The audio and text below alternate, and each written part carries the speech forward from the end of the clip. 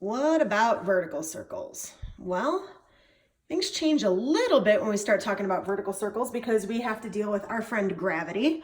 So let's take a look at this example here where it says a ball of 2 kilograms attached to a string moves in a vertical circle at 20 meters per second.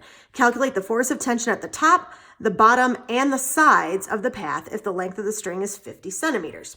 So if we look at this in terms of a vertical circle,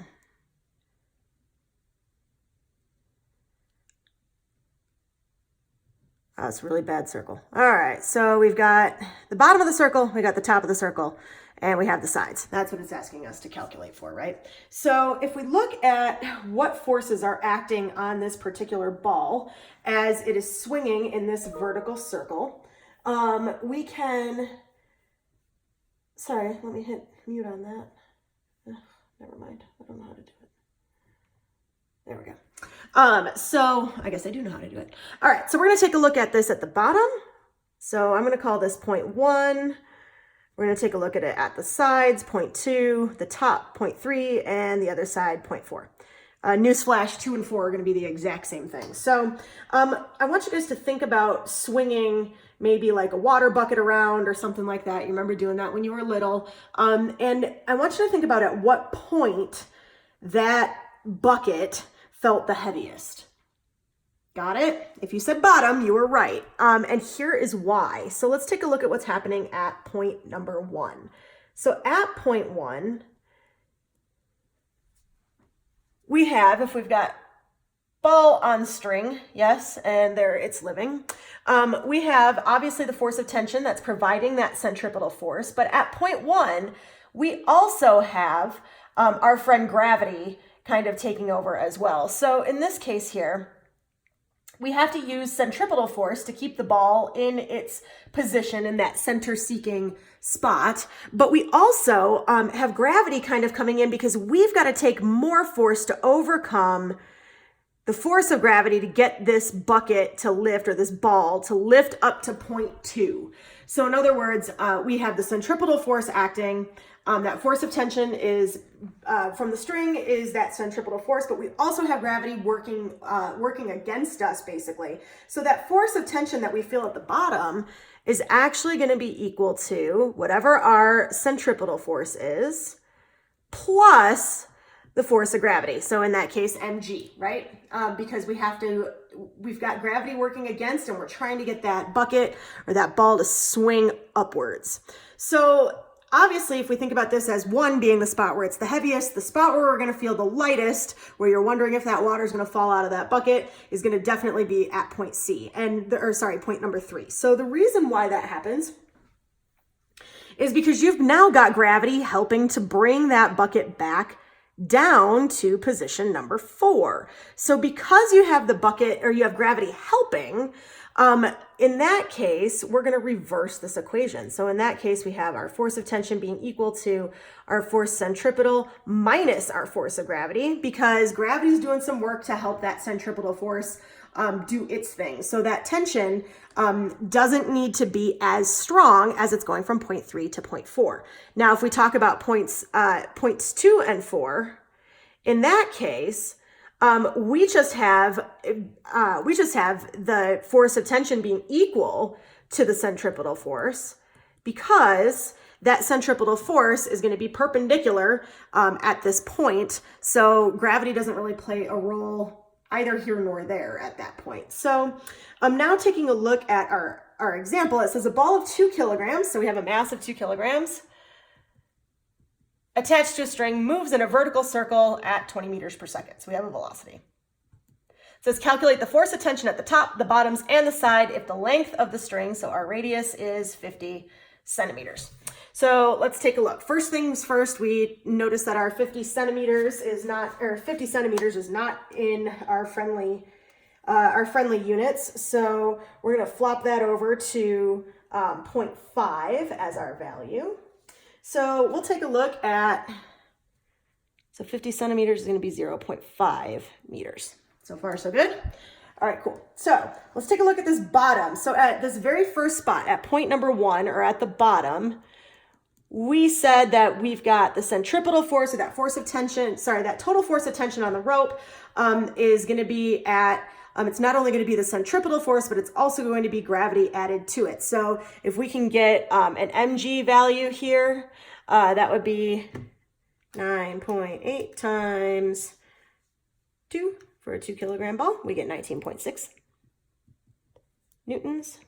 And then if we get our centripetal force as mv squared divided by r, so we get force mg and we get force centripetal is going to be equal to mass 2 times our velocity squared, 20 squared, divided by our radius of 0.5, and we should get 2 times 20 squared is that divided by 0.5, we get 1600. So now we have that centripetal force calculated. Whoops, sorry, there's my calculator. If we get 16, or so now we have these two things calculated, and now it's just a matter of plugging it in at each of these spots to figure out what each of those values are. So at the bottom, we have our centripetal force plus the force of gravity. So we're gonna add 19.6 to 1600. So at the bottom, we're gonna get 19.6. And if we want to do this in terms of sig figs, we're going to have to round that up to 2000, right? So at the top, we're going to take our centripetal force and we're going to subtract the force of gravity, because gravity is providing that additional help to get that force of tension. So we get our 1600 minus 19.6, and that gives us 1580.4.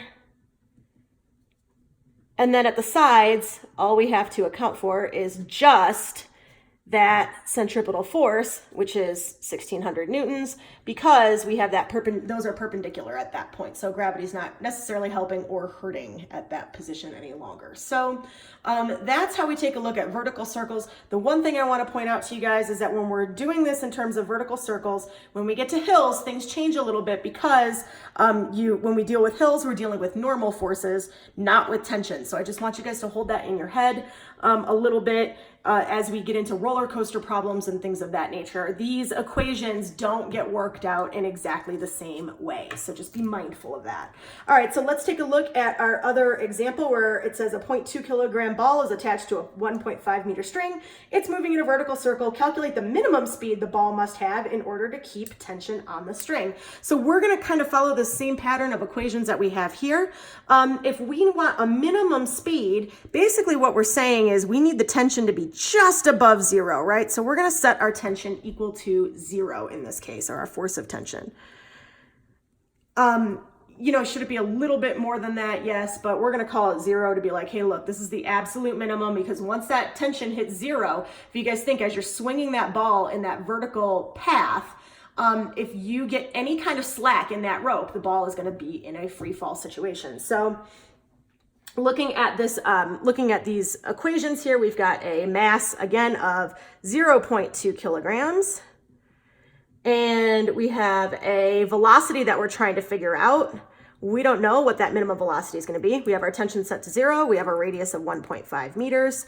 So let's just plug that into our centripetal force equation, and that's going to be equal to mv squared over r. And we're going to subtract mg out of that because it's at the top of the circle. So if you guys look at this, we now have kind of something handy. We don't actually need the mass of the ball, because if you notice, if we take mg and move it to the other side,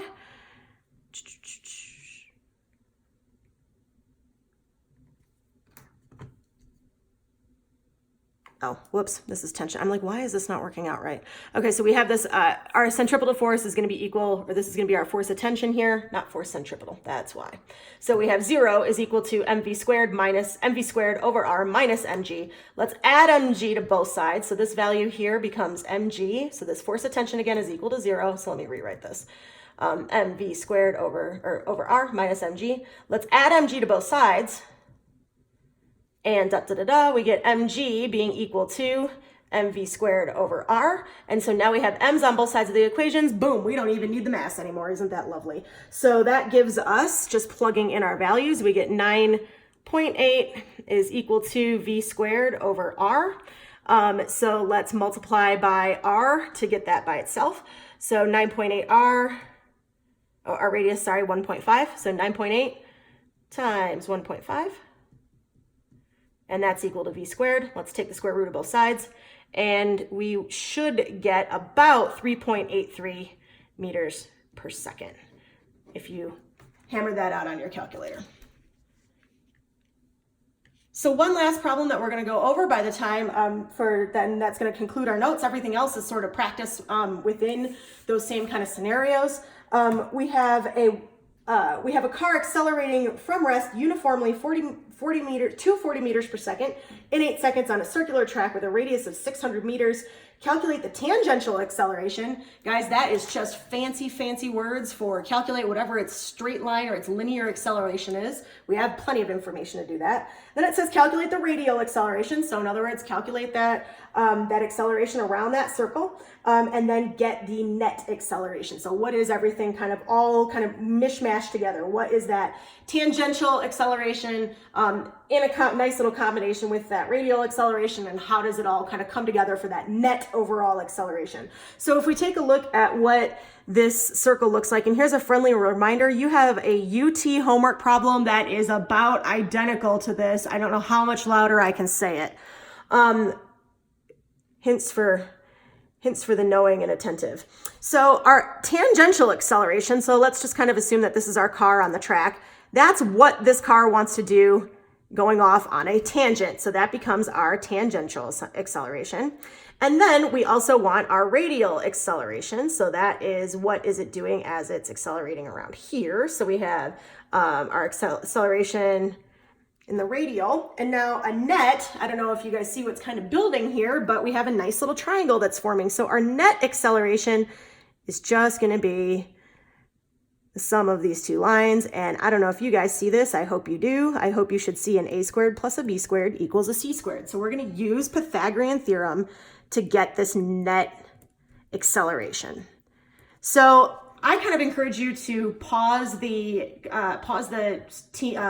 screen right now and get this worked out in your head, and then watch me work through it and see if you can, if you came close. So I'm going to encourage you to pause it and try it, and then we'll see how you're doing. So hopefully you paused. And our tangential acceleration, the easiest way to solve for this is to use. So let's see, we have an initial velocity of 0. Can you guys still see that? Yes, okay. Final velocity of 40 meters per second. And you guys know that this is a linear velocity because it's listed in meters per second, not radians per second. So people are like, how do I tell the difference? Well, look at your units. We have a time of 8 seconds.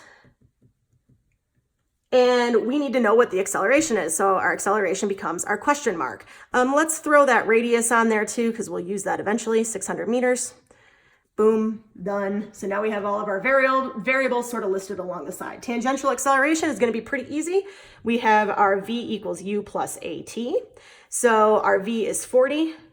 That's equal to 0 plus a is our question mark, and time is, 8 seconds.